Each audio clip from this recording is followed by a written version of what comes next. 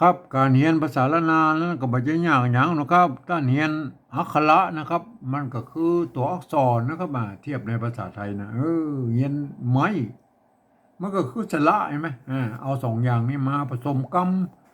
การตามหลักการของภาษาละนานะครับ โทษทีอัน7 วัน1 เดือนตั้นก็อ่านออกเขียนได้เลยนะก็บ่ยากก็บ่ยากไอ้เรื่องที่มันยากมันก็คือว่ายี่นะถ้าเฮาขอยากเอาไปอวดอู้กับคนอื่นในหูในหานด้วยเฮาเลยมันยากกว่านี้แหละครับเพราะว่าภาษาละนาวของเรามันเป็นภาษาที่มันตายไปแล้วนะครับคนที่มันอ่านออกเขียนได้แล้วมันมีน้อยนะครับเพราะฉะนั้นการที่เฮาจะเอาไปโชว์คนอื่นในหูในหานด้วยเฮาเนี่ยเฮาจะต้องใช้ภาษาอื่นๆนะมาเทียบเคียงเป็นภาษาละนาวของเฮานะครับอันภาษาที่มันใกล้เคียงภาษาละนาวของเฮาหน่อยก็คือภาษาไทยนะภาษาไทยเนี่ยนะครับเพราะว่ามันเกิดมาจากที่เดียวแล้วครับไอ้ที่พ่อขุนรามคำแหงที่เดียวกันนี้แล้วครับมันแยกไปทางใต้หน่อยอันเจ้าอโยธยาพวกเอาไปแปลงเป็นอันอักษรไทยนะอันแยกมาทางเหนือนะเจ้าอันละนาพวกเอามาแปลงเป็นอักขระละนานะเนี่ยอันภาษาใต้เหนือเนี่ยอันสองภาษานี่นะครับบางคำมันยังออกเสียงเหมือนกันอยู่นะครับเนี่ยมันจะแตกต่างกันเป็นบางคำนะครับบางคำมันก็เสียงมันก็แล้วแต่สำเนียงใต้เหนือนะครับครับแม้กระทั่งอันในละนาวของเขาก็ไม่ใช่ว่ามีอันอู้เหมือนกันหมดนะครับมันยังมีแถมหลายเผ่าพันธุ์นะครับไต้ยวนไต้ลวดไต้ลือไต้เขื่อนไต้ย่องเห็นไหมมันก็อู้กันแป้งๆกันออกไปนะครับแต่ฟังกันรู้เรื่องนี่แล้วก็เนี่ยของเขาก็ฟังภาษาไทยรู้เรื่องเหมือนกันมันกับแบบเดียวกันนะครับมันภาษามันเก้าเงามันที่เดียวแล้วครับดีเนี่ยได้อ่ามันมันเกิดมาจากที่เดียวกันนะเนี่ยแต่มันก็อย่างครับก่อนที่เราจะเอาภาษาไทยมาเขียนเป็นภาษาละนาของเรานะครับเอาไปก้อยในโลกนี่ก็เปิ้นเนี่ยได้นะอันที่เปิ้นว่าปริวัติน่ะเห็นไหมเอาไปก้อยแล้วเนี่ยใกล้ๆเนี่ยเวียดนามเนี่ยแม่เดิมทีแล้วเปิ้นมีใจอันภาษายึกยือๆเหมือนภาษาจีนนั่นแหละครับภาษาโบราณของเวียดนามเปิ้นน่ะเห็นไหมแต่หนึ่งเลยเพิ่นมีสงครามกันลากยาวนานมาเนาะก็ตั้งแต่สงครามเดียนเบียนฟูแล้วมาจนถึงสงครามเวียดนามเหนือเวียดนามใต้เนี่ยเนี่ยลากยาวกันมานะครับเปิ้นมาหมดกันเมื่อปลายปี2518เนี่ยเนี่ยเปิ้นก็บ่สามารถที่จะถ่ายทอดอันภาษายึกยือๆหมู่นั้นน่ะมาสู่รุ่นลูกรุ่นหลานรุ่นเหลนรุ่นโหลนไปเลยนะเห็นไหมน่ะเหลนโหลนแล้วเนี่ยบัดนี้บัดเดี๋ยวนี้ลูกหลานเหลนเปิ้นก็บ่สามารถที่จะเขียนได้อ่านได้แล้วก็ไอ้ภาษายึกยือๆหมู่นั้นน่ะเพิ่นก็เลยหันไปเอาอักษรอาหรับิกนะครับมาเขียนเป็นภาษาของเปิ้นครับเห็นไหมเนี่ยแล้วเพิ่นใส่จุดใส่หมวกใส่ขีดอีโอ้สะพาสะเปดเพื่อให้มันได้ตามเสียงของเพิ่นเนี่ยเปิ้นฮ้องว่าปริวัติอะครับยืมเอาภาษาอื่นๆมาเขียนเป็นภาษาตัวเก่านะแล้วก็อ่าก็ใส่เครื่องหมายอย่างต่างๆก็ประดิษฐ์ก็มาใส่นะครับเห็นไหมก็เป็นอันนั้นอันนี้เป็นลักษณะของปริวัติภาษานะครับเห็นไหมเอาไปก่อยในยุโรปแล้วครับอย่างเช่นฝรั่งเศสเยอรมันนะครับโปแลนด์ยูเครนรัสเซียอย่างวันนี้เนี่ยโครเอเชียหรือยุโรปตะวันออกเนี่ยทั้งหลายเลยนะเพิ่นก็ใช้ลักษณะของการปริวัติภาษากันทั้งนั้นนะครับเห็นไหม เปิ้นจะยืมเอาอักษรอาหรับิกก็ไปเขียนเป็นภาษาของเปิ้นครับแล้วก็ไปใส่จุดก็มีซองจุดก็มีเนี่ยบางทีก็มวกก็มวกปิ้นเนี่ยหมวกโคยทีมันง่ายขึ้นเนี่ยปิ้นปิ้นจะลิ้นเหมือนอันมันเวียดนามเนี่ยมันเป็นกรุ๊ปหุ้มลงเนาะครับโครเอเชียมันหมวกมันง่ายขึ้นเนี่ยมันก็แล้วแต่ไปจะประดิษฐ์เครื่องหมายมาใส่นะครับเพื่อกำกับไอ้กำนั้นน่ะเพื่อให้มันเป็นอันออกเสียงมันตามภาษาของเพิ่นอันนี้เนี่ยอันนี้เปิ้นฮ้องว่าลักษณะการปริวัตินะครับปริวัติภาษานะเขาไปก้อยอันอังกฤษหรอกครับอันนี้ไปมลายเนอะเปิ้นจะเอาอักษรอาหรับิกเอาไปเขียนเป็นภาษาเปิ้นแบบโล้นๆเนี่ยนะครับนี่เนี่ยเปิ้นบ่ใส่สักอย่างนะครับแต่เปิ้นมีกฎเกณฑ์อยู่ว่านะไปผันเสียงไปเลยตามบริบทนะครับแหมกำเดียวกันนั่นแหละครับเห็นไหมเป็นอยู่ในประโยคคำถามก็เสียงออกไปแบบนี้นี่นะเป็นประโยคธรรมดาก็เสียงไปแบบนี้นี่มันเป็นยังไงภาษา มันก็คล้ายๆอันภาษาละนาเขายุคต้นๆมันบ่มีอันไม่เอกไม่โทนะก็คือไม่เหยาะไม่ขอจ้างนะก็นี่ในรุ่นนั้นเห็นไหมอ่าพวกก็สามารถพันเสียงกันได้หลายๆเสียงเหมือนกันอันนี้นี่ลักษณะของภาษาในแม่ครับก่อนที่เราจะเอาภาษาอันไทยเนี่ยมาเขียนเป็นภาษาละนาของเรานะครับหมู่เฮาควรเจ้าละนาเนี่ยควรจะยึดเอาลักมีลักอย่างยึดไปก่อนนะครับไม่ใช่ว่าอันต่างคนต่างเอามานะครับเห็นไหมเห็นไหมต่างคนต่างเอามา10 คนมันก็10 แนวความคิดนะครับมันก็ออกมาเป็น10 แบบไม่100 คนกันแล้ว100 ความคิดมันก็ออกมาเป็น100 แบบมันก็แตกสุนทานกันไปใหญ่เลยนะถ้าเรามีลักอย่างยึดไว้นะครับ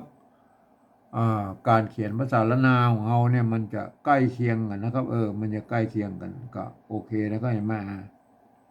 ผมเองนี่ผมได้ใช้หลักการของอันสภาวัฒนธรรมมหาวิทยาลัยเชียงใหม่บนตกลงกันไว้เมื่อปลายปี28นะครับบนตกลงไว้ว่าอย่างนี้นะครับการที่เอาภาษาไทยนะมาสะกดเขียนเป็นภาษาละนานั้นน่ะเพิ่นบอกว่ากระทำได้อยู่3 แบบหรือ3 รูปแบบนะครับแบบที่1นั้นเปิ้นจะเอาไว้สะกดเขียนบันทึกในลักษิลาจารึกเอกสารสำคัญในโบราณเนี่ยแม่นเนี่ยเพื่อจะเอาภาษาไทยเนี่ยไปเทียบเอามาทุกอักษรทุกอักขระนะครับไอ้แม่ทุกไม้ทุกเครื่องหมายเนี่ยแม้กระทั่งไม้กงไม้กังไหลเปิ้นบ่เว้นเลยนะครับนี่เปิ้นอันนี้เป็นการปฏิวัติแบบละเอียดยิบเลยนะครับละเอียดยิบมาเปิ้นเหมือผิวเลยแม่อันเฮาบ่อู้ถึงในรายละเอียดแล้วอันเฮาไม่ได้ใจนะครับเฮามาอู้แค่แบบที่2นี่ก็พอนะครับอันแบบที่2บันไหวนะครับบันไหวเนี่ยยืมเอาอักษรไทยนะครับไปปรับเทียบเพื่อเป็นอักขระละนาทางบนปุ้นเนี่ยแล้วก็ประกอบกรรมขึ้นมากับแบบภาษาไทยผสมผสานกันไปนะครับบางครั้งไม้หรือสระมันบะตรงมันตัดกันก็ฮือบูรณะคำศัพท์ได้นะครับฮือหน้าตามันออกแบบมาแบบไทยๆนะครับแต่เวลาอ่านนั้นท่านต้องนึกถึงว่าโอ้อันนี้เป็นอักขระละนาเนอะอันนี้อันอันคนทั่วไปบ่สามารถเข้ามาอ่านได้ว่ามันจะผิดเพี้ยนเนอะเนี่ยมันเป็นอย่างนั้นไหมอันเพิ่นบอกว่าเนี่ยอย่างตัวเนี้ยเนี่ยอันนี้ทหารให้เป็นสระเอนะครับเนี่ยสระเอเห็นไหมแต่ประกอบในอันภาษาปริวัติแบบที่2นี่แหละท่านต้องหันว่าอันนี้เป็นไม่เก๋ไม่เก๋อย่างเงี้ยมันต้องหันว่าเป็นอันตัวหนังสือพระละนานะมันถึงจะเป็นอันถึงจะอ่านได้นะครับเห็นไหมถ้าคนทั่วไปมันเรียกว่าเป็นสระเอแล้วมันจะบางมันจะเพี้ยนครับบางกรรมมันอาจจะเหมือนกันอยู่นะครับบางกรรมมันอาจจะเพี้ยนเห็นไหมมันจะเพี้ยนสำเนียงนะคนทั่วไปเนี่ยไปแอบไปต้องไปอ่านแบบที่3วันเดียวก็อุ้มกันแบบที่3นะเอามาอู้แบบที่2นี่ก็นั่นน่ะแบบที่2นี่ก็มาเอามาเทียบเลยนะอันนี้สระเอเนี่ยไปเทียบเป็นไม่เก๋เนี่ยตัวว่านะครับตัวว่าตัวว่าตัวว่าตัวว่าตัววอแหวนมาเป็นตัวว่าอันนี้ไม่ขอจ้างเลยนะตัวไม่ขอจ้างนะรุ่นแรกๆเพิ่นมีไม่ขอจ้างนะครับเห็นไหมอันนี้เนี่ยไม่ขอจ้างต้นหางนะนอนหนูเว้นเว้นเว้นนะครับเว้นอันนี้ก็เว้นเต่านะเว้นก็ไทยก็เต่านะเว้นเห็นไหมเอาไปดูอันไม่เก๋ก่อนนะไม่เก๋สะกดด้วยตัวหน้าเนี่ยอันนี้เนี่ยพวกก็มีตั้งอันรักตั้งแต่โบราณเลยไหมเป็นใช่ไหมเนี่ยไม่เก๋ตัวปะสะกดด้วยตัวหน้าเป็นใช่ไหมเป็นเสียงจัตวายไหมถ้าเราเปลี่ยนเป็นตัวว่ามันก็เว้นเว้นใช่ไหมขอจ้างไว้สมัยนั้นพวกมันไม่ขอจ้างอาจจะเว้นก็ได้เว้นก็ได้เว้นก็ได้มันเป็นยังไงอันถ้าเป็นว่าใช่ไหมถ้าเป็นว่าเอาว่ามันแทนตัวนี้ฮะมันก็เว้นแล้วก็เว้นใช่ไหมเนี่ยก็เป็นอย่างนี้เว้นใช่ไหมโอเคนะก็เว้นอันนี้มันยากนะมันยากไม่เก๋ไม่ตั้งหน้าสระอยู่ตรงลุ่มใช่ไหมเว้นอันนี้ตัวมะใช่ไหมตัวมะไม่กาหอมอนะตัวมะใช่ไหมไม่กากับสระอาเนี่ยหมาหมาอันนี้เนี่ยเขาไปเทียบเคียงไอ้กรรมที่บนเขียนโบราณในตัวมะนะก็เห็นไหมตัวมะเนี่ยตัวมะใช่ไหมเนี่ยภาษาโบราณเพื่อนใบเนี่ยใบไม่ใบพักใช่ไหมใบพักใบพักผำใบพักผำ มากนะมากถึมเนี่ยมากถึมเนี่ยหัวตุนมากถุมหัวตุนเห็นไหมแก่นฝ้ายเนี่ยแก่นฝ้ายเนี่ยมันต้องอ่านเป็นเอียมันมีไม่เอกไม่โทนะสมัยนั้นเห็นไหมก็อ่านไปเลยมากใช่ไหมมากนี่มันตัวมะใช่ไหมไม่กาไอ้ไม้สั้นนี่มันแทนตกกะอยู่ทั้งลุ่มนี่นะครับเป็นไม้กักนะครับมากใช่ไหมถ้าเขาบอกมีไม้สั้นมากับหมานั่นแหละหมาใช่ไหมที่แหละหมาจะอ่านหมาก็ได้อ่านมากนะมากก็ได้มันก็ ก็ถ้าเป็นภาษาโบราณนะแต่ของเรามันเป็นภาษาปัจจุบันเราใส่ไม่เยาะมันก็จังไปละใช่ไหมมันก็มันก็เป็นหมานะอันนี้หมากใช่ไหมหมากก็หมามาใกล้เคียงกันนะก็เห็นไหมอันนี้หมาใช่ไหมอันนี้ต่อไปฮือนะครับตัวฮะไม่กืออันนี้ไม่กืออันแบบโบราณไม่ก็จ้างสมัยนั้นพวกก็บอกมีไม่ก็จ้างนะเขาไปดูไม่กือโบราณก่อนนะก็เห็นไหม อันนี้เนี่ยไม่กือโบราณเนี่ยเพิ่นจะเอาไม้กี่อย่างนี้นะแล้วก็ไม้สองน้อยแต่วัดไว้ตรงกลางนั้นนะครับไม้กือโบราณน่ะเห็นไหมเอาไปก่อนไม้กือโบราณเขาเรียกไม้กือเนี่ยไม้กือโบราณเป็นเนี่ยมือใบเนี่ยมือใบมือตัวมะไม้กือเนี่ยไม้กือโบราณพวกเอาไม้กี่เขียนนี่แล้วก็ไม้สองน้อยแต่วัดไว้ตรงกลางนี่นะ มือใบปิดปิ้วมือใบปิดปิ้วมือมือเห็นไหมไม่เกือป้นหมดต้องมีอากันย้อนแล้วก็ไม่เกือสระอ่าอันของละนาเนี่ยป้นเอาแค่ไม่เกือใส่พวกกับมือแล้วนะครับมันบอกเหมือนไทยนะครับไทยก็เนี่ยมันไม่เกือมันใจร่วมกันแล้วก็ในสมัยนั้นแหละน้ำหม้อนึ่งเห็นไหมเดี๋ยวนึ่งเนี่ยมันใจอันไม่เกือเลยไหมรุ่นหลังๆภาษาละนาพวกก็สร้างไม่เกือขึ้นมานะครับ เป็นไม่เกือนะมารุ่นแรกๆปุ่นใจไม่เกือนี่มันจะร่วมกันนะน้ำมันนึ่งไม่เอาไปดูแถมตัวแล้วกันเนี่ยฮือเนี่ยเนี่ยกำมือฮือที่เขาจะเขียนเนี่ยฮือเนี่ยตัวหาไม่เกือเนี่ยไม่เกือไม่กี้แล้วก็เอาไม้สองน้อยตะวัดวงกลางไอ้ปุ่นอ่านว่าฮือตั้งขันเนี่ยฮือตั้งขันเบี้ยไอ้มันเนี่ยฮือตั้งขันเบี้ย330แลเนี่ย330โอเคแล้วเหนื่อยไหมอันไม่เกิดเนี่ยมันต้องมีอากันย้อนมันว่า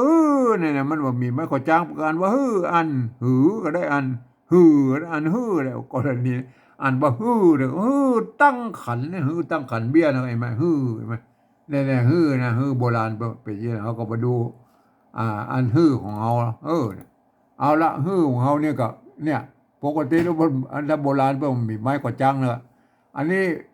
มาละนายุคปลายๆแล้วพวกก็สร้างไม้กอจังไม้เยาะไม้กอจังพวกก็สร้างมาหมดแล้วนะก็ครบเครื่องนะคุยกันนะครับอันนี้ถ้าเขียนแบบที่หนึ่งพวกก็เอาอย่างนี้นะครับอย่างนี้เนี่ยเนี่ยพวกก็เอาตัวเอี้ยนไหมอันที่นี้มันมาแบบที่สองนะเขาก็บูรณะกับซับหน้าตาแบบไทยๆหน่อยก็เขายืมเอาอ่างมาใส่แล้วก็เห็นไหม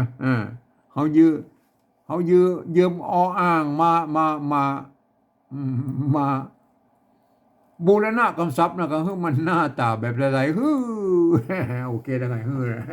เอาละต่อไปนะครับตัวนี้ตัวป้านะไม่ก่อเปิ้นอ่านว่าปอนะก็ปอใช่ไหมตัวตัวปอในอันภาษาละนาเปิ้นมี2 ตัวนะตัวปะกับตัวปะนะตัวปะแปลว่าส่วนสูงตัวปะแปลว่า2 ต่ำเนี่ยไหม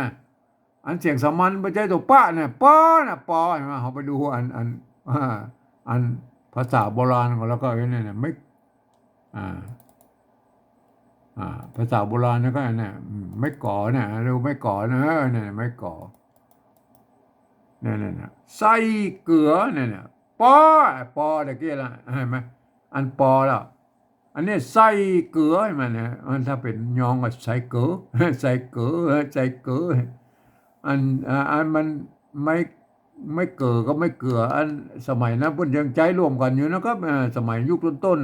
ยุคละนาปลายๆพวกก็แยกแล้วไม่เกิดก็ไม่เกือก็แยกไปแล้วนะครับแยกไปเป็นไม่เกิดนะครับอันรุ่นแรกๆพวกก็ใจร่วมกันนะใส่มันมีไม่ย่อกันว่าใส่เกลือปอตัดสะน้อยกินหายเนี่ยปอใช่ไหมปอใช่ไหมปออันนี้ก็มาปอแล้วนะไงแม่ปอเนี่ยไม้ก่อนะเพื่อจะมีไม้กางบนอยู่ข้างบนเนี่ยปอแล้วไงแม่เป็นไงแม่เอาไปดูของเขาแล้วไม้ก่อแล้วไงแม่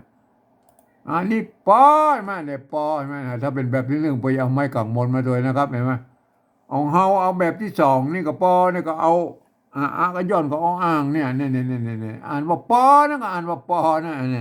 ยโอเคนะครับเนี่ยอ่านว่าปอนะอันนี้แบบที่สองบูรณะคำศัพท์นะครับคือมันหน้าตาแบบไทยๆเฮาบอกเอาดอกไม้กับมนมาแล้วก็เอาแค่นี้นะครับบูรณะคำศัพท์ก็เหมือนกับเนี่ยบูรณะหน้าตาแบบไทยๆนี่ก็ปอนะอ่านว่าปอไม่ใช่พอนะครับปออันนี้เหรอ อันนี้ก็ไม่ก่ออย่างตะกี้นะมาเนี่ยปมเมื่อมีตัวสะกดแล้วนะเปิ้นจะตัดไม้กางบนนี่ออกได้เนี่ยเอาตุกกะมีตัวสะกดเขาไปก้อยอันตัวตะกี้ละเนี่ยปอเนี่ยอันนี้ปอนะพอมีตัวสะกดแล้วเนี่ยไอ้ปอเนี่ยไม่ก่อเนี่ยมีตัวง่าสะกดแล้วเปิ้นตัดไม้กางบนออกกับปองเนี่ยบิเก้าลิ้นปองปากบ่อได้ลิ้นใกล้ลิ้นปองอย่างก็ว่าไปนะไอ้ปองเนี่ยไม่ปองใช่ไหมเมื่อมีตัวสะกดแล้วไปตัดอันกันย่อนแล้วก็เอาไปดูของเขาแล้วก็อันเมื่อมีตัวสะกดแล้วบนตากันย่อนก็อันนี้เขาก็มาเทียบมาเลยอันไม้ก่อก็ตัวกันย่อนก็อ้างใช่ไหมตุกกะก็ไก่ไหมซอกใช่ไหมได้แล้วนะได้แล้วนะเว้นมาปอซอกได้แล้วนะไอ้ซอกนั้นอ่าโบราณนะพวกก็ใจตัวสะสอเสือนั่นนะครับเห็นไหมถึงแม้ไปสร้างยุคนั้นนะพวกก็สร้างไอ้สะขอสบสะสอคอสลามาแล้วนะครับเห็นไหมมันก็แต่เพิ่นไอ้ซอกเนี่ยพวกก็เอาเย็นเนี่ยพวกก็เอาสุสะสอเสือเนี่ยเขียนได้ไหมเห็นไหมโอเคนะครับเอาต่อไปเว้นนะครับเว้นเฮาอู้ตะกี้ละเว้นนะครับเว้นเว้นนะครับเว้นเว้นเว้นเว้นไม่เก๋เว้นวอกนี่ก็วอกกระซอกนี่ไหมเต้าอะไรไหมอันตัวสะนี่เป็นอันตัวอักษรสูงเนอะตัวว่าเป็นอักษรต่ำเห็นไหมอันเขียนแบบเดียวกันนะอันถ้าเป็นอันอักษรสูงนี่มันออกเสียงเอกซอกเห็นไหมถ้าเป็นอันตัวว่าเนี่ยว่าไม่ก็เขียนแบบเดียวก็ซอกเนี่ยเนี่ยวอกเห็นไหมมันวอกเห็นไหมวอกซอกเห็นไหมซอกวอกวอกมันเสียงโทเนี่ยเสียงโทปกตินะวอกเห็นไหมอันนี้ซอกเห็นไหมซอกก็วอกเห็นไหมมันเป็นยังไงมันก็พันไปตามมันลักษณะคล้ายๆภาษาไทยนะครับกฎเกณฑ์อันหมูเนี่ยกฎเกณฑ์อันจะให้เป็นเสียงอะไรอย่างหมูเนี่ยมันก็กฎเกณฑ์มันอันเดียวกับภาษาไทยนะครับเห็นไหมโอเคนะครับศอกก็วอกนะครับเว้นวอกนี่เขาอู้ตะกี้แล้วบูรณะกับซับโบเนี่ยน้อยนะครับบูรณะกับซับปอนะกับปอก็บูรณะกับซับนะกับบูรณะว่านะตัวว่าไม่กล่าววงไม่กล่าววงปอนะก็ปอวาปอวานะครับปอบูรณะกับซับอันวาเนี่ยไม่กล่าววงไงไม่กล่าววงไงมาเขาจะใจมากล่าววงก็สุดแล้วแต่ละว่านะก็ว่าโอเคเขาไปดูไม่กล่าววงมาแล้วครับไม่กล่าววงแล้วไม่กล่าววงเอาดูไม่กล่าวก่อนนะครับดูไม่กล่าววงเนี่ยกรณีไม่กล่าววงเนี่ยครับเห็นไหมเพื่อจะมีใจอยู่อย่างเงี้ยมากบ้าเห็นไหมมากบ้าเครืออันนี้เครือเห็นไหมเครือถ้าเป็นยองกับเครือนะครับเครือเห็นไหมอันบนใจขะหางยาวเนี่ยอ่านว่าเครืออย่าใจกะละโหงกับเครือเหมือนกันนะไอ้เครือเนี่ยเครือนะเห็นไหมเครือหมากบ้านะครับหมากบ้าหมากนะหมากเห็นไหมไม่ตัวมะไม่กะเนี่ยไม่สั้นนี่มันแทนตัวกะอยู่เลยอ่านว่าหมากอันนี้อันตัวบะเห็นไหมไม่กะวงบะอันจะอ่านบ้าก็ได้อันบ้าก็ได้อันบ้าเครือหมากบ้าเครือจุ่งจาลิงตังเขาว่าไปแล้วก็เนี่ยเครือจุ่งจาลิงเนี่ยจุ่งจาลิงเมื่อกี้นี่ไหมตัวเอางะตัวสะกดไว้ทางบนไว้ไหนจุ่งจากับจุ่งจามาจุ่งจาลิงเครือหมากบ้านะครับไม่กล่าววงนะครับเอาไปดูตัวต่อไปไม่กล่าววงหน่อยไหมเนี่ยตัวที่สอง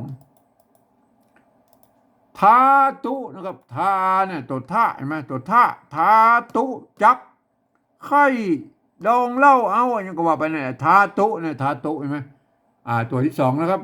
เขาไปดูตัวต่อไปแล้วไอ้ทาแล้วนะสองตัวแล้วนะครับเห็นไหมดูตัวที่สามแล้วครับตัวที่สามยาเสียงคาแดงเนี่ยคาเนี่ยตัวกะละโหงเป็นเสียงคอนะเสียงคาแดงยาเสียงคาแดง คานะอ่านว่าคานะไม่กล่าววงนะตัวกะนะครับเขาดูตัวไว้3 ตัวแล้วนะครับอันตัวที่4ไหมเนี่ยตัวเล็กอันเนี้ยตัววาเนี่ยตัวว่านะอันนี้สวาดกถานะสวดคาถาแล้วนะครับเห็นไหมอันนี้ตัวอ่าเต้าว่าใช่ไหมเต้าอ่านว่าเต้าว่านะเนี่ยอ่านว่าเต้าว่านะใช่ไหมมันมีไม่เยอะตั้งกึกู้เลยก็อ่านว่าเต้าว่านะเต้าว่ามันเนี่ยว่านะจะว่าก็ได้ว่าก็ได้อันว่าก็ได้เนี่ยอันนี้ตะเกียไอ้ไหนมาเต้าว่านะไม่กล่าววงเนี่ยไม่กล่าววงนะตัวว่าใช่ไหมเอาไปดูตัวต่อไปแล้วก็เนี่ยตัวอ่า ตัวตะในระบดกับน้ำนึ่งเป็นปั๊มเปลือกคำฝนตกตาตกตาตัวตะนะไม่กล่าววงเลยไม่กล่าววงเลยไม่กล่าววงตัวตะนะ5 ตัวแล้วนะครับอันตัวที่6แล้วก็อันนี้ตัวที่6มันเป็นยังไงนะอ่าตัวที่6มันมีเนี่ยบอกมาเดียวนี่เขาบอกให้เห็นแล้วก็พอใจนะครับหญ้าคำห้อยฝนเนี่ยหญ้าคำห้อยตัวข้าหางยาวพวกก็ใจไม่กล่าววงเลยถึงแม้จะเป็นไม่กล่ำมันก็ใจไม่กล่าววงเนี่ย อ่ะย่าคำห้อยนะก็ย่าคำห้อยเขามาดูตัวไปแล้วเนี่ยถึงแม้ว่าเป็นแม่มันก็อย่างอีก็มีนั่นเนี่ยบ้านน่ะบ้านไม่กล่าววงนะครับบ้านมันจะเป็นพักหวานบ้านพักอันอย่างกระโมบ้านเนี่ยที่มาว่าปลูกที่บ้านกำต้นฝนน้ำนั่นน้ำจิ้งกินตาหายเนี่ยตาเห็นไหมไม่กล่าน้อยอันนี้เนี่ยมาเจอตะบนใจไม่กล่าน้อยก็มีนะแม่เนี่ยเขาไม่ดูตัวอื่นหรอกอันนี้เนี่ยทำตัวนั่นเนี่ยสานิบาทนั่นก็สานิบาทใช่ไหมเนี่ยบาทใช่ไหมวินเอาเนี่ยวินหรือวินก็ได้นะครับวินกับเมาหัวนะวินสานิบาทบาทไม่กะน้อยไหมบาทใช่ไหมตัวบะบางทีพวกใจไม่กะน้อยบางทีก็ใจไม่กะวงหมดแล้วแต่แล้วก็เห็นไหมอันนี้เนี่ยเอาไปดูตัวของเราแล้วก็อันนี้วายมันวายเนี่ยมันวายใจไม่กะวงถ้าจะใจไม่กะน้อยก็ได้นะครับมันก็ดูโบราณพวกก็น้อยก็มีใหญ่ก็มีแล้วก็วานะอันนี้เว้นเขาก็อูตะกี้แล้วครับเว้นเว้นก็เว้นตัวคนเว้นคนตัวข้านะครับตัวข้าหางยาวเนี่ยบนยืมตัวคอคนมาเป็นแล้วก็ตัวหน้ามันนั่นหน้าถ้าเป็นอันแบบที่1ปกติจะเอาไม่กงมาด้วยนะครับเห็นไหมอ่าเนี่ยเปิ้นจะเอาไม่กงมาด้วยนะครับอันเฮาแบบของเฮาเป็นแบบที่2นี่เฮาก็บูรณะกำซับให้มันหน้าตาแบบไทยๆนะครับเนี่ยมันเป็นอย่างนั้นเนี่ยเขาไปดูอันไม้กงมาแล้วก็อันไม้กงนะไม้กง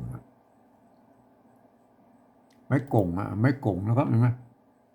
อันว่าไม้กงนะไม้กงเนี่ยไม้กงเนี่ยคนเห็นไหมเขาเทียบนี่เลยเนี่ยหากส้มเห็นไหมเนี่ยเป็นอันสมอะไรอันสมอะไรส้มเนี่ยไม้กงคือไม้โกะลดรูปนะสะกดด้วยตัวมะมันสมส้มหรือส้มอันนี้กรณีที่ปัญหาว่าส้มมากนาวฝนเนี่ยส้มหมากนาวฝนก็เจ้าเป็นป๋อมกินตาหายเนี่ยส้มนะครับหากส้มหมากนาวอะไรไหมอันนี้คือไม่อันคืออันไม่โกะลดรูปมันจะเป็นอันไม่กงเนี่ยคนเนี่ยส้มเนี่ยมันก็คนน่ะเปลี่ยนเป็นตัวหน้าสะกดเนี่ยก็กลายเป็นคนนะครับเห็นไหมคนคนปาลาเห็นไหม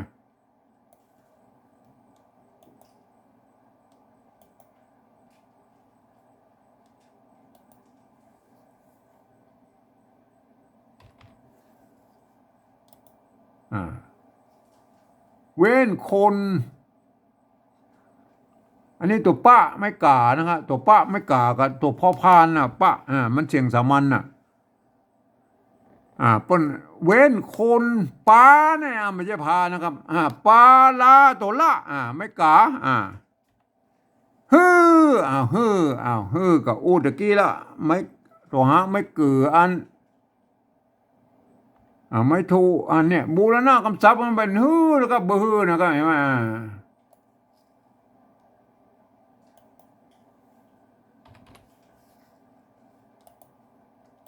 ฮือนะครับอันนี้ไม้ไก่ใช่ไหมไม้ไก่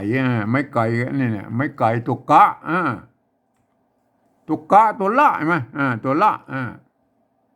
อันตัวละกรรมนี่เปิ้นบอกเปิ้นมาอ่านนะครับอันไหมเปิ้นจะอ่านแค่อันตัวกะนะครับไก่ใช่ไหมไก่ใช่ไหมเนี่ยโอเคนะอันเนี้ยไก่ใช่ไหมเปิ้นจะอ่านไปเป็นไม้ไก่นะครับเนี่ยไก่ไม่ใช่ไกลนะครับไม่ใช่ไกลนะครับอันนี้เอาไปดูไม้ไก่โบราณก่อนนะไม้ไก่โบราณเอาไปดูไม้ไก่โบราณไม้ไก่นะครับไม้ไก่ไม้ไก่อยู่ทางใดไม้ไก่ไม้ไก่นะครับเห็นไหมเนี่ยไม้ไก่โบราณเพื่อไปเขียนนี่นะมันมีสองแบบนะครับเห็นไหมอันแบบที่หนึ่งนะอันไม้ไก่นะไอ้กอกใช่ไหมกอกอันนี้ตัวไม้กอกเนี่ยอันแตนตัวกะอยู่ตรงข้างนี่อ่านว่ากอกหลวงนะกอกหลวงสามใบนะสามใบสามใบกอกหลวงสามใบไม้ไก่ใช่ไหมรู้ไม้ไก่เนี่ยมันเขียนมาใช่ไหม เปิ้นขึ้นไปหน่อยเปิดตะวัดเข้าในใบไหมเอาไปดูด่วนไปไม่ไกลแถมอันแถมตี้นึงครับแถมตี้อันนี้มันก็แล้วแต่อันตี้นะครับแถมตี้เนี่ยเอาไปกอยแล้วกันแม่เนี่ยอันไม่เก่าโบราณเนี่ยอันที่เอาไปปะแถมตี้เนี่ยเปิ้นอีนะเนี่ยไม่ไก่ใช่ไหมอันเนี้ยไม่ไก่มาไม่ไก่เปิ้นอันเขียนเข้าไปแล้วเปิ้นตะวัดไปข้างนอกเฮ้ยนะบางตี้เปิ้นก็เขียนอีไหมแต่รุ่นเดียวกันนะรุ่นนี้มันเป็นรุ่น ที่มันบ่มีไม้เหยาะไม้ก่อจ้างนะครับเพิ่นจะมีไม้สัตว์อย่างเดียวนะครับไว้นะอ่านว่าไว้เนี่ยอ่านว่าไว้ไหมอ่านไว้ก็ได้ไว้ก็ได้ไว้ก็เนี่ยอันนี้ก็ตัวกะ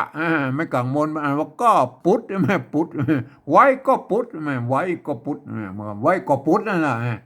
ก็เนี่ยเพิ่นเขียนเป็นก็นะแต่เป็นอ่านเป็นก็นะก็ไว้ก็ปุดไม้ไก่นะครับไม้ไก่เห็นไหมเอาไปดูอันเนี่ยอันอันไม่ไก่ทำตัวแล้วเนี่ยมันเป็นยังไงเนี่ย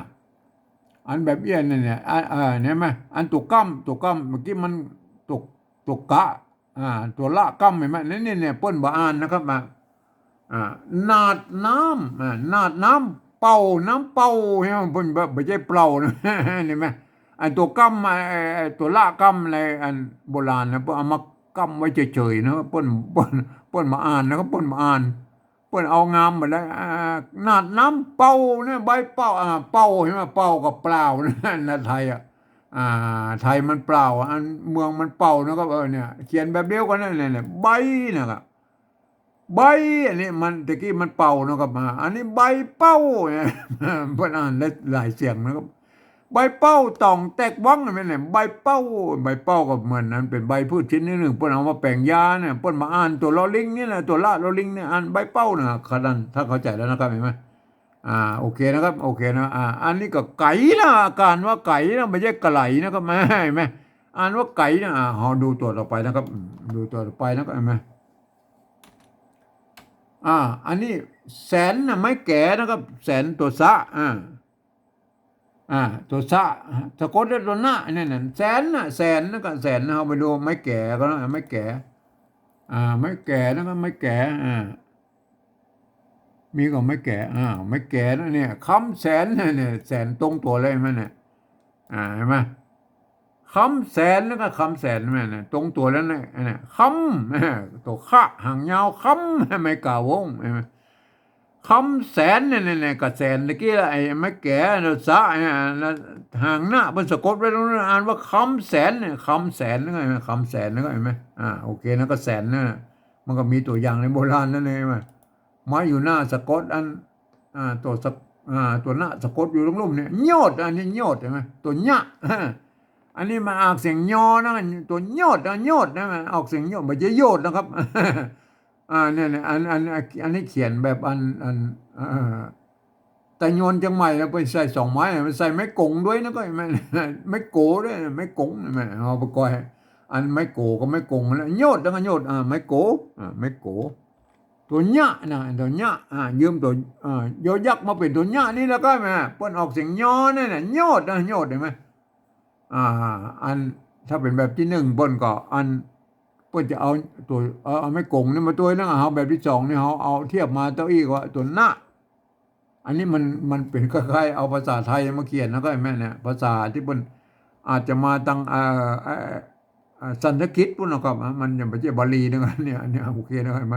อันตัว อันตัวละห้ามนี่มันเป็นอันตัวกะลันนะเห็นไหมเป็นอย่างนี้โยดโยดอันว่าโยดนะเห็นไหมเนี่ยเขาไปดูอันไม้โกก็ไม้กงแล้วก็เนี่ยโอเคนะครับอันไม้กงนี่ไหมไม้กงนี่ไหมมันก็เห็นนั่นแหละไอ้ส้มเนี่ยที่หอนตะกี้น่ะเขาก็ว่าตะกี้นะส้มหมากผลเนี่ยนะส้มหากส้มหมากนาวผลเนี่ยเขาก็หันนั่นไม้กงนี่ไหมอ่าอันเนี้ยแม่อันไม้โกอันนี้ไม้โกใช่ไหมเนี่ยไม้โกใช่ไหมเนี่ยเป็นลมก้อนในต้องเต้าหมากโวโวมันจะโวหรือโวหรือก็เป็นอันตัวว่านี่มันจะเป็นอันตัวกั้มหรืออันตัวสะกดกับบ่ฮู้นั่นมันเป็นเยี่ยนะพวกก็เขียนเยี่ยนั่นไหมอันเจ้าจังใหม่ตะยวนพวกก็เอาอันตัวสะกดเนี่ยพวกก็ใส่ไม่กงด้วยนะก็เห็นไหมพวกก็มันเป็นโวโวโวอย่างก็ว่าไปนะก็เห็นไหมหมากโวนะหมากโวถ้าจะหมากโวนี่มันหมากอย่างนั้นใช่บ่โอนะเนาะถ้าจะบ่โอนะเอาอย่างก็ว่าเนี่ยโวโอเคนะครับอันนี้คือไม่โกก็ไม่กงแต่ถ้าบาเดียวปัจจุบันลุกยกละนายุคปลายแล้วเปิ้นเจ้าละนาเชียงใหม่เปิ้นใจอันนี้ไม่กงมาด้วยนั่นน่ะถ้าเขียนแบบไตลื้อจังแป้น่านน้ำปูผะเยาลำปางอย่างปุ้นเปิ้นก็เปิ้นบ่ใส่ไม่กงนะเปิ้นใส่ไม่โกอย่างเดียวนะก็ท่านก็พิจารณากันนะครับพิจารณากันนะโยดนะโยดใช่ไหมอันนี้โยดนี่ก็โยดนี่บูรณะกำทรัพย์นะครับบูรณะกำทรัพย์นะครับโยดเพราะว่าเฮาเบาไม่กงมาตัวนะครับเปิ้นก็ใส่กำกับไว้2 ไม้แล้วก็ในเจ้าจังใหม่ละนาเปิ้นเขียนมากันอย่างอี้เฮาก็ว่าก็ไปอย่างอี้นะก็มาเอาอันนี้นี่บูรณะกำทรัพย์นะครับเห็นไหมอันนอกนั้นก็โอเคแล้วเขียนไปตามนั้นเห็นไหมโอเคนะครับเว้นหาอูตะกี้ละตัวว่าไม่กดจ้างแล้วก็ตัวหน้าเว้นคนกับอูดีเดียเขายืมตัวคอคนมาเป็นแล้วนะตัวหน้าอันนี้ก็โบราณคำศัพท์นั่นแหละขี้อันนี้ขี้เห็นไหมคนนี่โบราณคำศัพท์นะครับคนนี่โบราณคำศัพท์นะครับ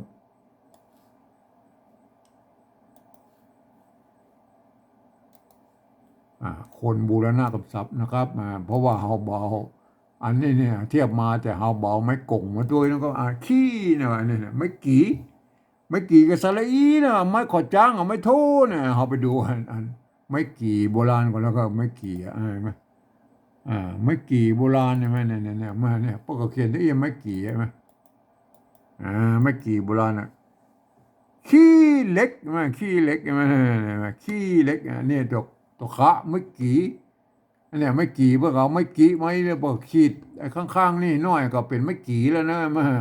เปิ้นจะอ่านขีก็ได้อ่านขี้ก็ได้อ่านขี้กรณีอ่านว่าขี้เล็กนะเนี่ยขี้เล็กเห็นไหมเล็กอันตัวกะนี่มันไม้สั้นนี่มันแทนตัวกะนะครับเห็นไหมตัวอันนี้ไม้เกะเห็นไหมมันไม่เกะกันเละแล้วนะครับมันเละเสียงจัตวาแล้วเอาใส่ไม่กักไว้เอากอไก่กะใส่เข้าไปมันก็เล็กนะก็ขี้เล็กนะอ่านว่าขี้เล็กนะเห็นไหมโอเคนะครับโอเคนะขี้นะครับอ่านว่าขี้ไม่เนี่ยไม่กี่ขี้นะอันนี้เราไม่โกแบบเดียวกันโยดเลยนะอันไม่โกนะครับไม่โกตัวกะละหงกะละหงนี่เป็นอ่านเป็นคะนะครับเห็นไหมอันไม่กงเนี่ยมาตัวแล้วเขาก็เอาตัวท่านี่มาเนี่ยอันนี้เป็นอ่านว่าโคดนะครับโคดใช่ไหมเนี่ยโคดใช่ไหมโคดนะครับอันนี้เป็นอ่านว่าโคดไม่ใช่โกรธนะครับนั่นเลยจะมันไม่เป็นโคดเก่งใช่ไหมกะใส่ละหงเป็นอ่านเป็นตัวคะนะครับอ่านว่าโคดแล้วก็อ่านว่าโคดแล้วก็กะการใส่ละหงน่ะโอเคนะครับอันนี้ก็ท่านก็ไปศึกษาเรื่อง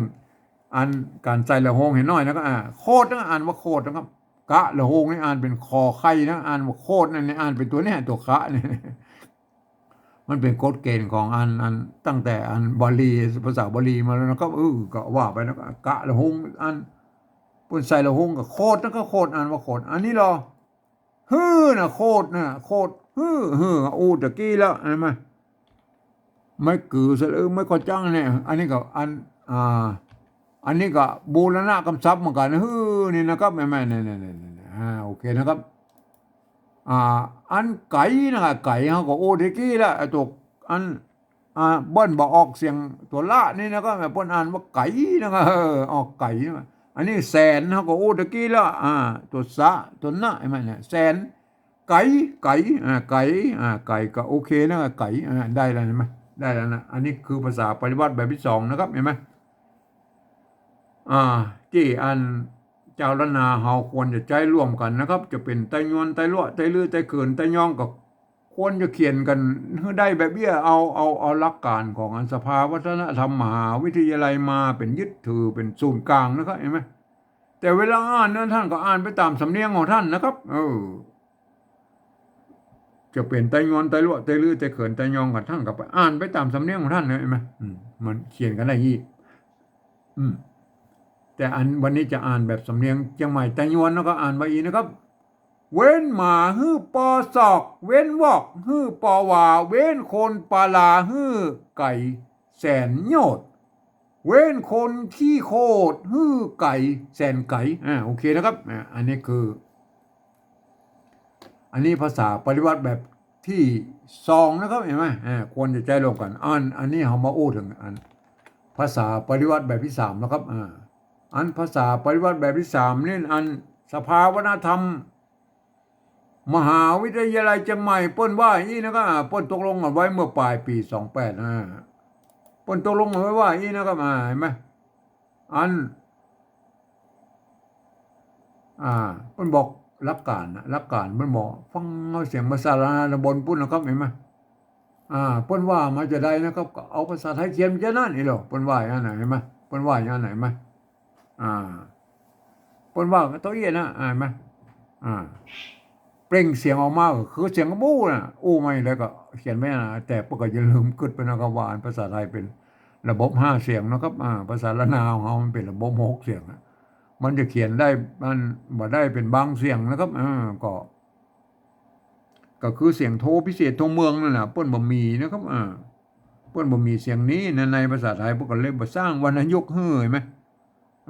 เปิ้นก็เลยเฮาก็จะต้องปฏิวัติครับปฏิวัติตามแนวทางเวียดนามนะครับเห็นไหมก็สุดแล้วแต่นะครับอันส่วนอันที่ผ่านมามันก็มีคนขี้ตู่เอาหนอว่าเอาเสียงโทปกติแล้วไปเป็นเสียงโทพิเศษเนี่ยมันก็เลยมันก็จะยุ่งหยับกันไปใหญ่นะครับผมได้ใจเอาอันที่พูดเขียนมาได้เฮาก็ปฏิวัติตามแนวทางของเวียดนามนะครับเห็นไหมโอเคนะครับเอาไปดูนะถึงอันเสียงโทรพิเศษแล้วก็อุ้มกันนะครับเอามาฟังเลยนะเป็นตัวเอาตามอันที่อันพาเอาที่อันสภาวัฒนธรรมเปิ้นว่านะครับฟังเป็นตัวแล้วก็สะกดเอาภาษาไทยเขียนสะกดไปเป็นตัวเหมือนกันเว้นเอาวันตัวแรกเลยนะครับเว้นเอาฟังละบนไว้นะบอกพ่อเองแล้วรับตายกันเลยเว้นอันแบบที่สองแล้วก็เว้นได้เลยอันเนี้ยถ้าเขียนแบบนี้อันนี้แบบที่สามแล้วนะครับเฮาอันนี้ลอกเอาแบบที่สองมาก่อนเป็นตั้งเก้านะครับเห็นไหมทีนี้เฮาก็จะปฏิวัติไปนะครับเว้นเว้นอันนี้ได้ยังเว้นอันนี้ก็เว้นมันเสียงตีเต้ากันนะเว้นได้เว้นเฮาก็บ่ต้องยุ่งละตัวเราไปหมานะครับเว้นหมาเสียงจัตวาลหมาอันนี้ก็หมาแบบที่สองเนี่ยเห็นไหมอันแบบที่สามแล้วถ้าเขาเขียนอย่างนี้มันก็หมาได้ละเว้นหมาเนี่ยเว้นหมามันเนี่ยได้เลยนะเว้นหมาเนี่ยเขาก็ไม่ต้องมายุ่งมันนะครับไม่ต้องมายุ่งเลยเห็นไหมตัวต่อไปนะฮึเสียงโดพิเศษแล้วเสียงโดพิเศษแล้วเนี่ยมันบ่มีในภาษาไทยอะไรมาอันนี้ก็เนี่ยอ่านว่ามันตัวหานะก็ไม่เกิดเนี่ยไม่ก่อจ้างอ่านว่านั่นไงไหมอันนี้ถ้าเขียนแบบไทยมาเขียนแบบอีหรออันนี้เปิ้นอ่านว่านะครับไม่มันเสียงโทปกติมานี่แหละเนี่ยแดงมันเป็นแล้วก็ผมก็เอาเองก็เอาจุดประดับไว้แล้วก็นั่นไงเสียงโทพิเศษนะครับเห็นไหมเนี่ยโอเคนะครับอันนี้คือปฏิวัติตามแนวทางของเวียดนามไปใส่จุดใส่หมวกใส่เขียดนี่หมดสภาพเวทก็สุดแล้วแต่นะครับสุดแล้วแต่ท่านนะไอ้ไหมสุดแล้วแต่เขาก็เอาตามแนวทางเวียดนามนะผมเองนะผมเอาตามแนวทางเวียดนามนะเปิ้นใหญ่ใดก็เปิ้นบูรณะปริวัตินะครับปริวัติก็คือเอาจุดเอาขีดเอาหมวกใส่แบบผมเอาแค่จุดใส่นะครับเห็นไหม มันที่เป็นเสียงโทพิเศษเนี่ยฮือแล้วก็ฮือตัวต่อไปแล้วก็ได้แล้วนะตัวโทพิเศษนะครับเห็นไหมตัวต่อไปมันอ่านว่าปอแล้วก็ปอเห็นไหมอันนี้ประกอ่านว่าปอมันตัวปะครับอ่าตัวปะไม่ก่อเนี่ยปอมันเนี่ยอันนี้ก็แบบที่สามเนาะเอาบอพอทั้งบนนะอ่านปอเขาจะเอาปอปลาเขียนแล้วนะครับเห็นไหมเอาปอปลาเขียนนะเห็นไหมปอได้ยังปอได้ปอได้ไหมเนี่ยโอเคนะก็ปอนี่ก็ปริวัตินะครับปริวัติอันอักษรนะครับเพื่อให้มันได้ตามเสียงของภาษาแล้วทั้งบนปุ้นนะครับเห็นไหมอันตัวต่อไปแล้วครับซอกนะครับซอกนี่ซอกอันนี้ก็ซอกนี่ภาษาละนาพวกอ่านว่าซอกเฮาบ่พอทั้งบนว่าเอาภาษาไทยเขียนซอกนะซอกบนเอาสอกคอสลาเขียนแล้วก็ซอกนะครับอันนี้ซอกไทยบางเขียนนี้แล้วก็ซอกไทยนี่ซอกนะโอเคนะท่านก็เขียนเนี่ยเว้นเนี่ยซอกไทยเนี่ยปอซอกใช่ไหมเว้นมาปอซอกใช่ไหมเนี่ยได้แล้วต่อไปแล้วก็เว้นเขาตะกี้เว้นมันต้องไปยุ่งมันแล้วก็walk อันนี้ภาษาแบบที่สองก็ walk นะแบบที่สามนะเอาภาษาอะไรเขียนแล้วยังมันก็ walk นะก็ได้แล้วเว้นบอกเขาก็ไม่ต้องไปยุ่งมันเลยไหมอันที่มันเหมือนกันเขาก็ไม่ต้องไปยุ่งเขาก็ใส่จุดไปประดับไว้เนี่ยนะอันนี้มัน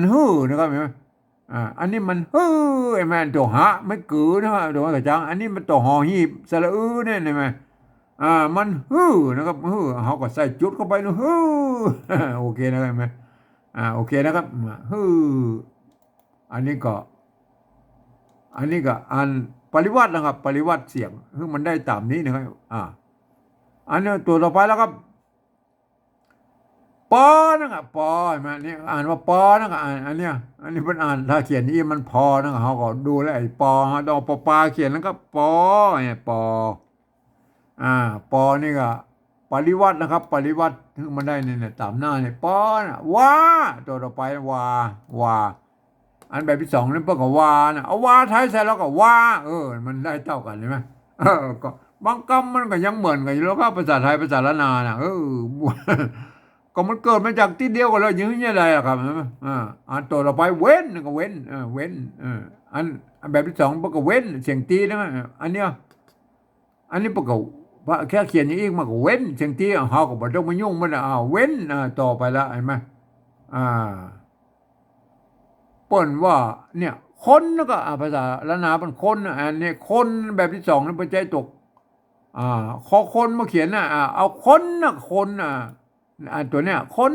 คนในภาษาไทยเพิ่นเอาคอควายเขียนแล้วไงเนี่ยคนนี่แหมคนนี่มาโอเคแล้วกันคน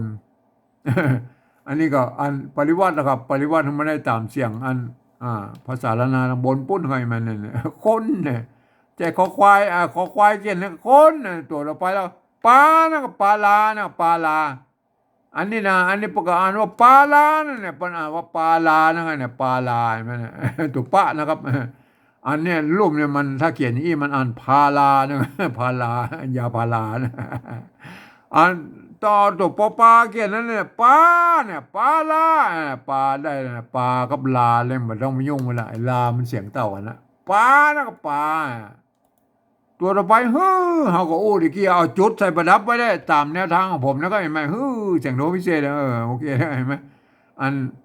เสียงโทพิเศษโทเมืองเห็นไหมวัดพระสิงห์บรรทองวัดตีเพี้ยนเลยเสียงเนี้ยเนี่ยนะเสียงตีเพี้ยนเปิดใจตัวเอียงนะก็เนี่ยก็จะห้องตีเพี้ยนหรืออันโทพิเศษโทเมืองอย่างก็จ้างแล้วมันก็คือเสียงโทปกติระหว่างเสียงโทปกติถึงเสียงเตี้ยมันอยู่กึ่งกลางนั่นเนี่ยที่ภาษาไทยเปิ้นบ่มีเสียงนี้นะเห็นไหมอันตัวต่อไปไก่นะครับอันเนี่ยไก่อันแบบที่สองประการว่าไก่ตัวลอลิงเปิ้นมานะก็เห็นไหมทีนี้เฮาเอาไก่ไทยใส่แล้วก็ไก่อันเนี่ยสะกดแล้วเขียนไก่ไทยแล้วนะอันเนี่ยสลายอันเนี่ยใส่ไม่จะว่ามันก็ไก่ไหมไก่นะเห็นไหมไก่นะใส่ไม่เอกไก่ใช่ไม่ถูกไก่ใช่ไหมไก่อื่นหลืนไก่ไก่นะไก่ยี่ไหมไก่ไหมอันนี้เสียงโทพิเศษนะอันใส่ไม่ตีไก่ใส่ไม่ตีไก่นะครับใส่ไม่ตีไก่ใส่ไม่จะว่าไก่ได้นะไก่ใช่ไหมแต่เขาเขียนไก่มันหมางามเนาะเขาก็เอาละกั้มให้หน่อยนะก็ไอ้ละกั้ม แต่เฮาก็มีกฎเกณฑ์อยู่ว่านะมันอ่านออกบ่อ่านแบบภาษาแบบที่สองนี่นะอ่านออกเสียงอันแบบบ่ออกเสียงละลอลิงนี่นะครับบ่ออกเสียงลอลิงเฮาอันนี้ก็อันขีดเส้นใต้ไปหน่อยนะครับเสียงหมูนี่ก็เอาอีกแค่นั้นนะระวังไว้ว่าโอ้ไอ้ไก่นะเมื่ออ่านลอลิงนะอ่านว่าไก่นะก็ไหมเนี่ยเพราะว่าโคนปลาลาไก่นะก็ไก่ตัวต่อไปนะครับ ตัวเราไปแสนนะครับเห็นไหมอันพระเจ้าละนาเป็นแสนอันแบบที่สองปกติแสนนะแบบที่สามแล้วก็แบบที่สามเนี่ยเอาภาษาไทยมาเขียนปกติแสนได้แสนได้แสนได้ไหมเท่ากันนะเท่ากันก็ห้องไม่ต้องมายุ่งนะครับอันตัวต่อไปแล้วครับอันยอดนะครับยอนะครับเปิ้นออกเสียงยอนะก็ยอยักษ์ล้านนาแล้วก็ยอดใช่ไหมอันนี้เราอันนี้พวกก็ออกยอเปิ้นเอายอยักษ์ไปเทียบเป็นตัวหญ้าแล้วประการว่ายอดใช่ไหมอันนี้ถ้าเอาเขียนแบบไทยเอาเขียนมันเปิ้นอ่านว่าอะไรยอดใช่ไหมเขาก็เอาแนวทางของอันนี้เนี่ยเนี่ยอันเขาก็ขีดเส้นใต้ไปหน่อยนะมันภาษาไทยเขียนมาได้แล้วไอ้ยอดยอดเขียนมาได้เพราะฉะนั้นเขาก็อนุโลมนะครับอนุโลมหัวใจในแบบที่สองนี้ได้นะแต่เขาก็เนี่ยเขาก็อันขีดเส้นใต้ไปหน่อยนะครับขีดเส้นใต้หน่อยว่าระวังไว้ว่าเนี่ยเป็นขีดเส้นใต้ระวังไว้นะครับอ่านแบบละนานะครับอ่านแบบละนานะเนี่ยขีดเส้นใต้ไปหน่อยนะครับเนี่ยอ่านแบบอันยอยักษ์แบบละนาเนอะอย่างนี้ยอยักษ์ที่มันมีขีดเส้นใต้เนี่ยอ่านยอยักษ์ละนาเนอะอย่างนี้ขีดเส้นใต้ว่าโยดต้องอ่านว่าโยดอันตัวกะตัวกอไก่ลอลิงเนี่ยถ้ามีขีดเส้นใต้เนี่ยอ่านตัวกอไก่อย่างเดียวนะอันไก่อย่างนี้นะระวังไว้นะครับระวังไว้ตอนขีดเส้นใต้นะโยดแล้วก็แสนโยดแล้วอันไปตามแบบละนาปุ้นก็โอเคนะครับตัวเราเว้นนี่เขาก็อันมันมีปัญหาแล้วเขาอู้มาหลายเจ้าแล้วเว้นคนเขาอันภาษาไทยเปิ้นเอาคอคนเขียนแล้วก็คนเนี่ยคนอันนี้เปิ้นอันคอคนคอควายเขียนแล้วก็แม่คนนะครับคนโอเคแล้วก็ไอ้คนกับบูรอันปริวัตินะครับปริวัติตัวเราไปแล้วก็ขี้นั่นเนี่ยเสียงโดพิเศษละขี้ไหมขี้อันนี้ก็ขี้ตัวขะไม่กี่ตัวไงจังอันนี้เราอันนี้ตัวคอไข่สระอีไม่โทอ่านว่าขี้นะครับขี้มันจะขี้ก็จะเป็นขี้ได้แล้วก็จุดประดับไว้นะครับมันเสียงโทพิเศษขี้ใช่ไหมโอเคนะขี้โอเคแล้วครับตามแนวทางของผมนะแนวทางของผมเนี่ยผมก็เอาตาม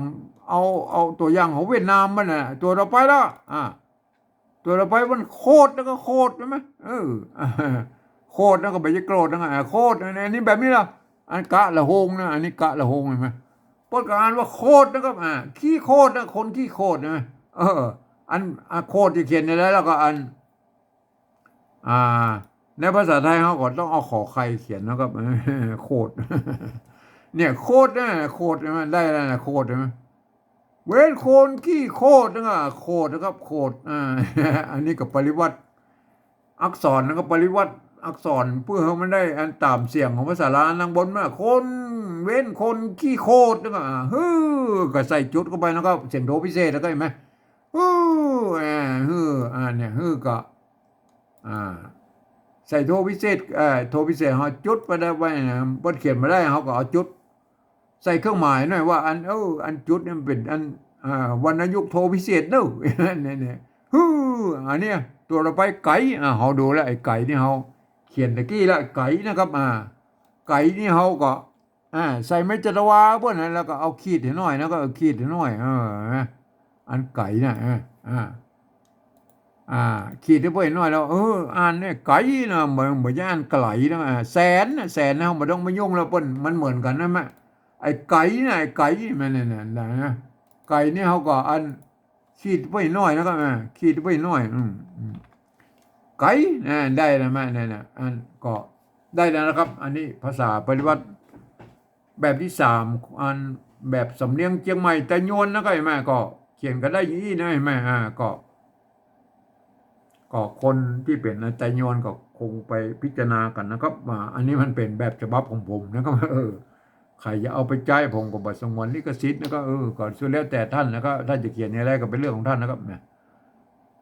อ่านแต่ก็อ่านกันได้แล้วก็ถึงแม้ว่าท่านจะเป็นฝรั่งมังค่าลูกแต่ไหนมาเฮียนภาษาไทยมาเรียบร้อยแล้วนะครับท่านก็อ่านไปตามหลักการของภาษาไทยเกือบทุกประการนะมีข้อยกเว้นอยู่ว่ากรรมที่มีจุดอย่างนี้นี่ออกอ่านออกเสียงโทพิเศษโทเมืองด้วยแม่นี่ไม่เป็นใช่ไหมเนี่ยแม่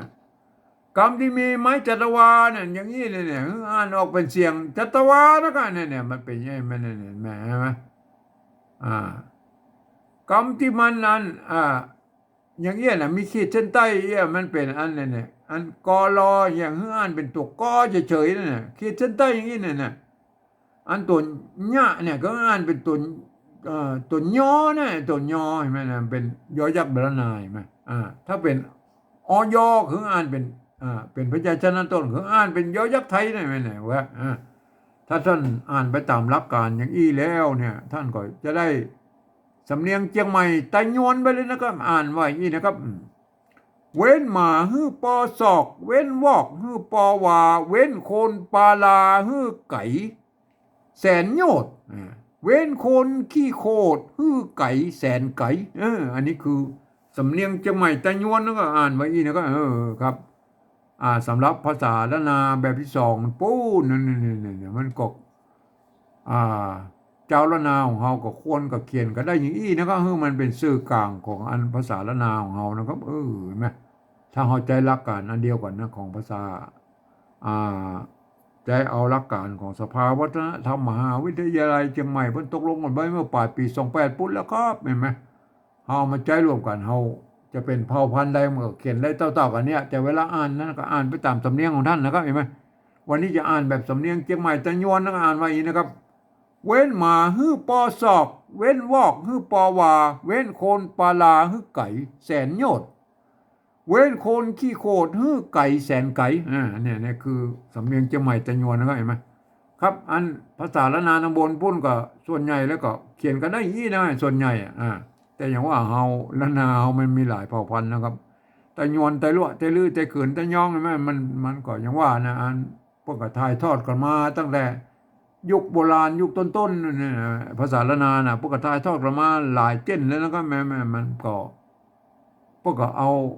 ตามความนิยมของอันเผ่าพันธุ์ของท่านเหล่านั้นมาเขียนนะอย่างเช่นตัวนี้เนี่ยตัวอย่างไม้โกตัวโยดเนี่ยโยดใช่ไหมนะบางถ้าเป็นอันละนาเจ้าเชียงใหม่แต่ย้อนพวกเอาไม้กงใส่ตัวใส่2 ไม้มันเป็นใช่ไหมถ้าเป็นเจ้าลำปางแป้น่านพะเยาไต้ลื้อปุ่นพวกก็เปิ้นบอกเอาไม้กงใส่พวกก็ก่อนสุดแล้วแต่นะมาก่อนแล้วแต่มันเป็นอีมาตั้งแต่โบราณแล้วเฮาแย่ได้แล้วก็ใช่ไหมอันไม้กือเนี่ยไม้กือบางคนพวกก็อันเอาไม้ขีไม้แล้วก็ตะวัดห่างเลยมันก็เป็นไม้กือเหมือนกันนี่มันก่อนแล้วแต่นะครับ